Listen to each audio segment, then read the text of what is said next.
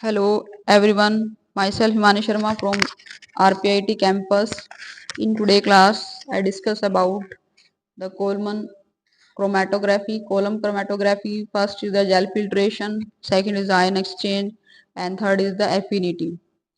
Chromatography matrix, there are the solvent flow, positively charged beads and bound to the negatively charged molecules, and free positively charged molecules are the black in color. Ion exchange chromatography, there are the exchange of the ions and also separation of the ions.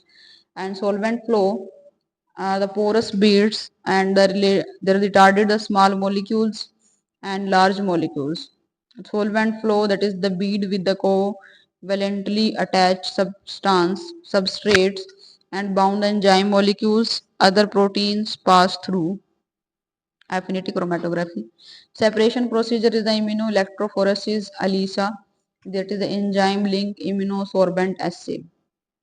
There are the immune electrophoresis. This is a double immunodiffusion technique. Sample is placed in a well on a glass slide coated with a agarose or cellulose acetate and electrophores to separate the protein accordingly to their charge. A trough is cut in the agarose parallel to the axis of the electrophores protein into which is placed the monospecific antibodies against the IgG and IgM, IgA or the kappa or the lambda light chains.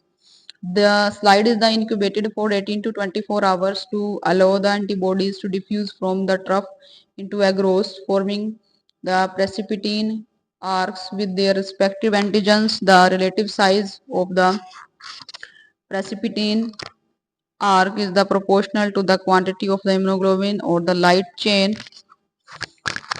There are the ELISA plate coated with antigen and the primary antibody reacted with antigen, and next step is reagent added, that is converted to